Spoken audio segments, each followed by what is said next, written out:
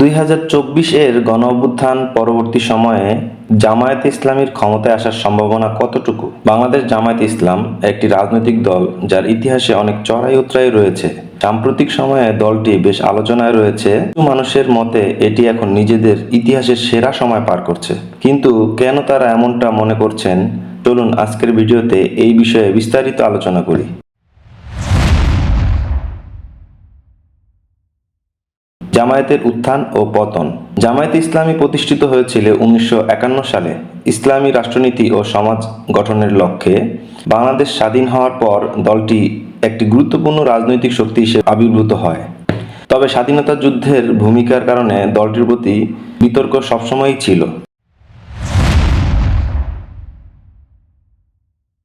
জামায়াতের সেরা সময়। অনেক রাজনৈতিক বিশ্লেষকের মতে 2024-এর গণ অভ্যুত্থানের পরে জামায়াতে ইসলাম এখন বাংলাদেশের রাজনীতিতে একটি পুনরুত্থান দেখাচ্ছে। দলটি এখন জনগণের একটি বিশেষ অংশের দৃষ্টি আকর্ষণ করতে সক্ষম হয়েছে এবং তাদের আদর্শিক অবস্থান নতুন প্রজন্মের মধ্যে প্রভাব ফেলতে শুরু করেছে।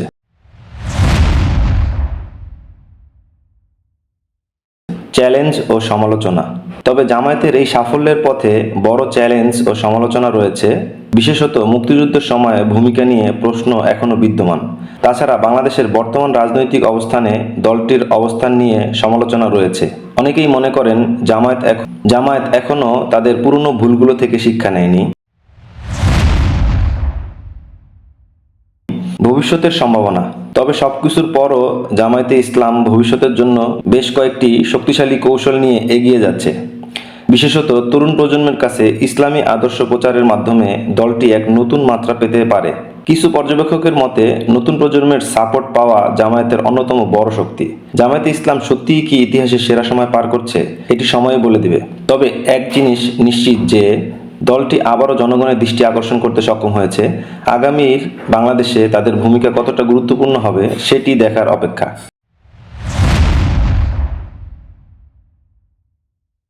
2024 সালের গণ অভ্যুত্থান এবং এর পরবর্তী সময়ে জামায়াতে ইসলামীর ক্ষমতায় আসার জন্য দৃশ্যমান পদক্ষেপসমূহ ও সম্ভাবনা। 2024 সালে গণ অভ্যুত্থানের পর জামায়াতে ইসলামী বাংলাদেশের সামাজিক কর্মকাণ্ড বেশ কিছু নতুন মাত্রা ও উদ্যোগ নিয়ে সামনে এসেছে। রাজনৈতিক পরিস্থিতি পরিবর্তনের কারণে সংগঠনটি নিজেদের অবস্থান পুনর্মূল্যায়ন করে সমাজে ইতিবাচক প্রভাব ফেলতে শুরু করেছে। রাজনৈতিক সংগ্রামের পাশাপাশি তারা সামাজিক উন্নয়নমূলক কর্মকাণ্ডে জোর দিয়েছে, যা দেশের আর্থসামাজিক উন্নয়নে অবদান রাখছে। আসুন আমরা তাদের কিছু সামাজিক কর্মকাণ্ড নিয়ে আলোচনা করি।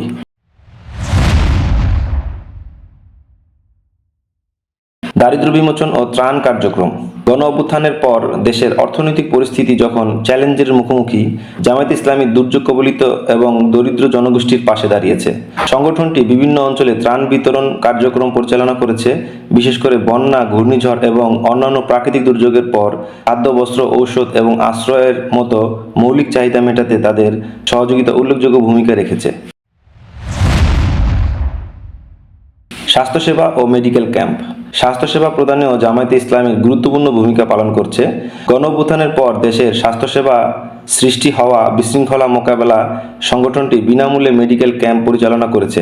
চিকিৎসক দল এবং স্বেচ্ছাসেবকরা গ্রামের প্রত্যন্ত অঞ্চলে গিয়ে সাধারণ মানুষকে চিকিৎসা সেবা দিয়েছে। তারা বিনামূল্যে ঔষধ বিতরণ এবং স্বাস্থ্য সচেতনতা বাড়ানোর কাজও করেছে।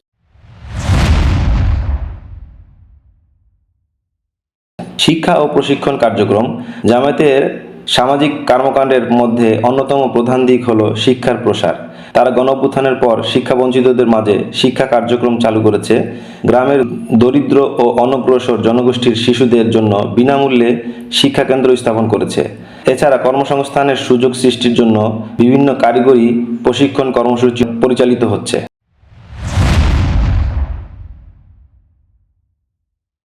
ইসলামিক নৈতিক শিক্ষা ও দাওয়াহ কার্যক্রম। গণ অভ্যুত্থান পরবর্তী সময়ে জামায়াত ইসলামী মূল্যবোধ প্রচার ও প্রসারের লক্ষ্যে নৈতিক শিক্ষা ও দাওয়া কার্যক্রমে আরও বেশি মনোযোগী হয়েছে। তারা সমাজের বিভিন্ন স্তরে ইসলামী শিক্ষার প্রসারে মসজিদ, মাদ্রাসা এবং ইসলামিক সেন্টারগুলোতে নিয়মিত আলোচনা, সেমিনার ও কোরআন শিক্ষা কার্যক্রম চালু করেছে। এতে সমাজের মানুষ ধর্মীয় দিক থেকে আরও সচেতন হয়ে উঠছে।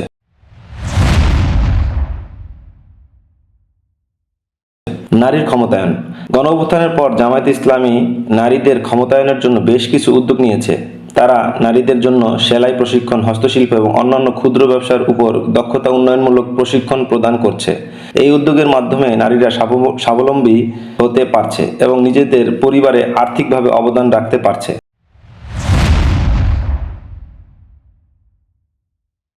আলাপ আলোচনা ও সমন্বয় সভা।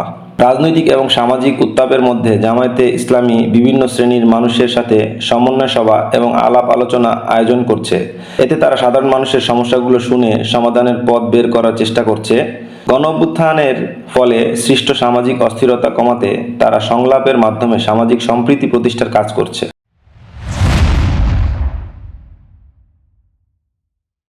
সামাজিক ন্যায় বিচার ও সুশাসন প্রতিষ্ঠার প্রচেষ্টা। জামায়াত গণঅভ্যুত্থানের পর সুশাসন ও ন্যায় বিচার প্রতিষ্ঠার কাজ করছে। তারা দুর্নীতির বিরুদ্ধে সোচ্চার থেকে সামাজিক অন্যায় দূরীকরণ এবং নাগরিক অধিকারের সুরক্ষা নিশ্চিত করার জন্য বিভিন্ন সামাজিক আন্দোলন ও প্রচারণা চালাচ্ছে। স্বেচ্ছাসেবী কার্যক্রম ও মানবিক সহায়তা। জামায়াতে ইসলামী বিভিন্ন মানবিক সহায়তা কার্যক্রমে স্বেচ্ছাসেবকদের সম্পৃক্ত করছে। তারা বেকার যুবকদের স্বেচ্ছাসেবী কর্মকাণ্ডে জড়িত করে সামাজিক উন্নয়ন এবং শৃঙ্খলা রক্ষার জন্য কাজ করছে। এসব কর্মসূচির মাধ্যমে জামায়াত তরুণদের সমাজসেবামূলক কাজে উৎসাহিত করছে। এছাড়া অন্যান্য কার্যক্রমের মধ্যে রয়েছে হিন্দু ধর্মের মানুষদের দলের সদস্য করা, 10 লাখ টাকা জামানতবিহীন ঋণ দেওয়ার প্রতিশ্রুতি, ছাত্রদের আন্দোলনকে নিজের করে নেয়ার চেষ্টা, বিশেষ করে আন্দোলনে ছাত্র শিবিরের ভূমিকা প্রকাশ্যে আনা, ভারতকে কাছে টানার চেষ্টা, আওয়ামী ভোটকে নিজেদের করার চেষ্টা, ইসলামী দলগুলোকে একত্রিত করার চেষ্টা। ক্ষমতায় আসার পথে চ্যালেঞ্জ সমূহ। ক্ষমতায় আসার পথে যে সকল চ্যালেঞ্জ সমূহ রয়েছে তার মধ্যে অন্যতম হল অতীতের বিতর্কিত বিষয় ও জনগণের প্রত্যাশা, বিএনপি, আওয়ামী লীগ ও অন্যান্য ইসলামী দল নির্বাচন কেন্দ্রিক কৌশল, ভারতের বাংলাদেশ কেন্দ্রিক তৎপরতা ও জামায়াতের ব্যাপারে তাদের মনোভাব, জামায়াতের ব্যাপারে আন্তর্জাতিক শক্তিসমূহের মনোভাব ইত্যাদি। 2024 সালের গণ অভ্যুত্থানের পর জামায়াতে ইসলামী তাদের সামাজিক কর্মকাণ্ডে নতুন দৃষ্টিভঙ্গি এবং গতিশীলতা এনেছে।